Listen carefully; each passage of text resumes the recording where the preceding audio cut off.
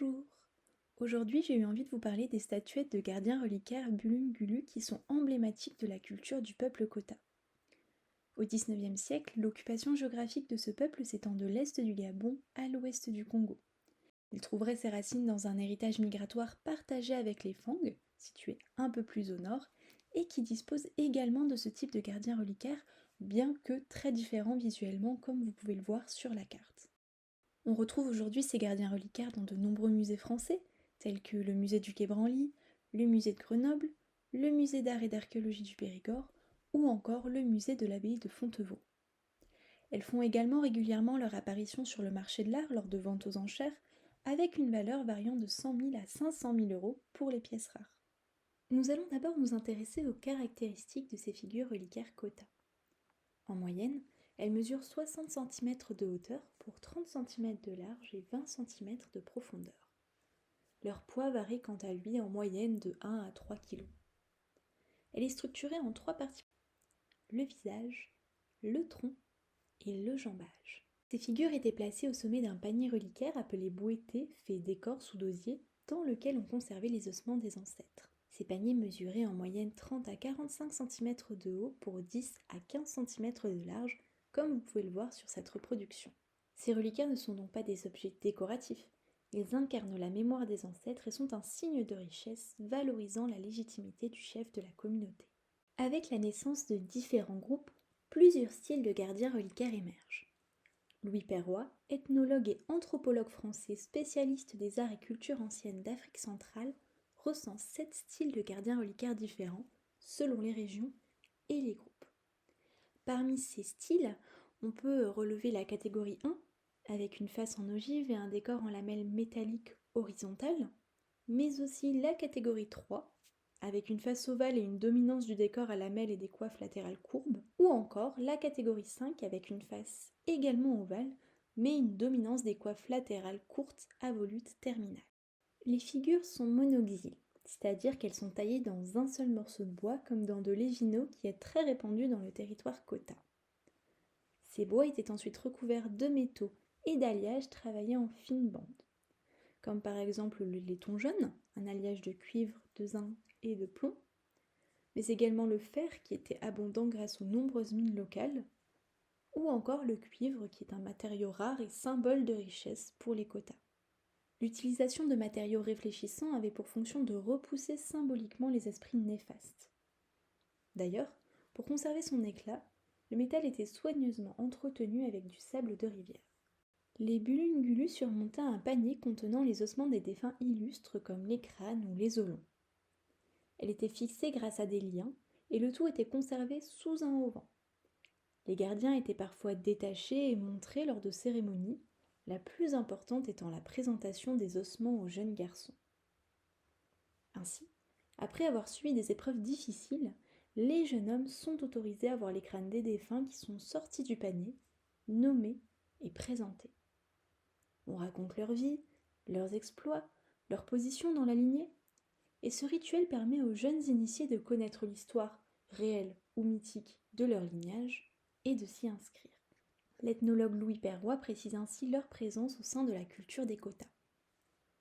La figure de reliquaire Bulungulu était une icône, le repère visuel d'un monde où les ancêtres continuent à veiller sur leurs descendants. C'était en pays Kota un outil essentiel pour la survie des groupes, permettant une communication récurrente entre les vivants et les morts. Alors les rites initiatiques avaient un rôle social et éducatif. Les ancêtres étaient considérés comme porteurs de pouvoirs surnaturels amplifiés après leur mort. Les reliquaires devenaient donc des témoins physiques et spirituels de cette transmission. Aujourd'hui, on retrouve ces gardiens reliquaires dans de nombreux musées, mais leur provenance est rarement mentionnée, parfois même aucune explication sur l'objet n'est donnée, comme sur cet exemple du musée de l'abbaye de Fontevaux, même si on sait qu'elle est issue de la collection Klingmann, le contexte d'acquisition n'est pas évoqué. Et même lorsque c'est le cas, il est minimisé, comme le musée du Quai Branly où il est simplement mentionné que l'objet est un don de la fille d'un administrateur des colonies. Il paraît pourtant nécessaire de faire un peu d'histoire des collections, notamment lorsqu'il s'agit de vols d'objets sacrés durant l'époque coloniale, puisque les gardiens reliquaires étaient arrachés directement au bouété. Des traques étaient effectuées par l'administration coloniale qui perpétuait des pillages et des autodafés sur les gardiens reliquaires. Louis Perrois rapporte qu'entre 1938 et 1940, les Mahongoués des villages situés au-delà du Mékambo ont remis leurs figurines rituelles aux missionnaires catholiques qui les ont jetés dans de profonds puits. Les pertes pour ce peuple sont conséquentes. On estime que plus de 5000 sculptures et objets funéraires ont été emportés en Occident par les administrateurs coloniaux, les missionnaires et les anthropologues. Les quotas ont tenté de dissimuler leurs gardiens pour les protéger, mais beaucoup d'objets cachés en forêt ont été abîmés, voire définitivement perdus. Ce manque de contexte général ou ce manque de mise en lumière sur l'histoire des collections invisibilise les stigmates et les séquelles laissées par la colonisation. Pourtant, est aujourd'hui encore lourde de conséquences puisque la spiritualité Kota est en crise, notamment au Congo, en ce qui concerne la transmission de savoir-faire en matière de fabrication d'objets d'art. Léon Siroto note par ailleurs que les pratiques de vénération associées à ces figures ont été condamnées par les missionnaires et par les mouvements indigènes de chasse aux sorcières dans les années 1920.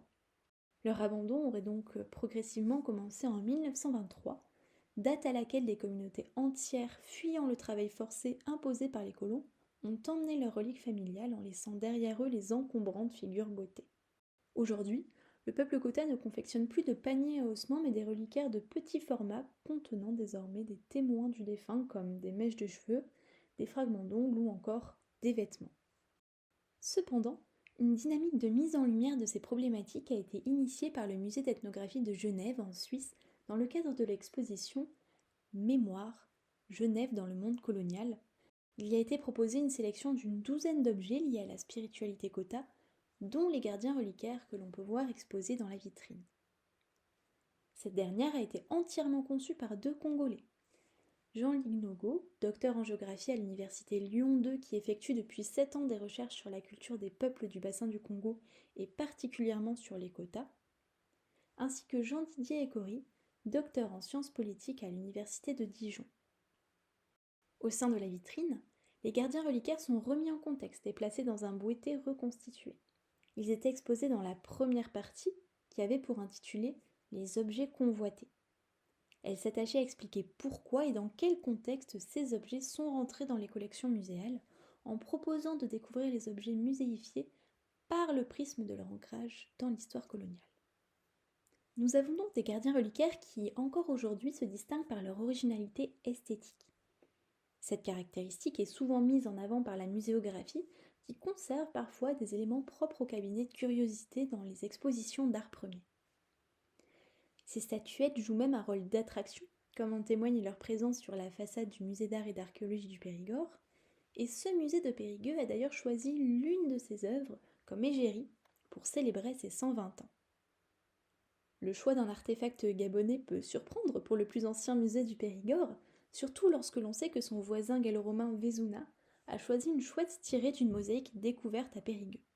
Cependant, dans un contexte post-colonial marqué par des demandes fréquentes de restitution d'objets volés, même si ce n'est pas encore le cas pour ces reliquaires, il est essentiel de s'interroger sur le contexte d'acquisition, puisque ces objets sacrés ont été acquis dans un cadre violent, bien que les musées ne soient souvent pas à l'origine directe de ces prélèvements. Cette violence continue d'avoir des conséquences sur le peuple Kota, car elle a entraîné une perte de savoir-faire et des modifications de traditions, témoignant des séquelles du colonialisme qu'il est important de ne pas invisibiliser.